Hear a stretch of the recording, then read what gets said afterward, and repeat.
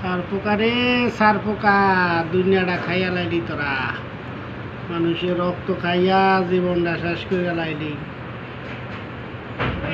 রে আমার সারপোকা রে।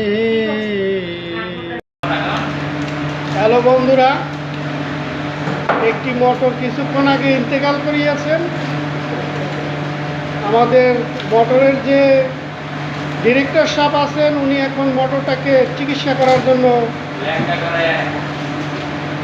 বিভিন্নভাবে কেটে কুটে তছনছ করে তার পেট থেকে নাড়ি বুড়ি সব বের করিয়া ফেলে আসছে। আপনাদের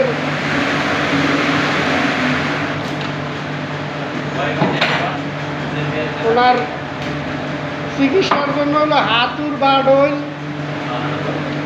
কেসকি মেসকি ইত্যাদি ইত্যাদি।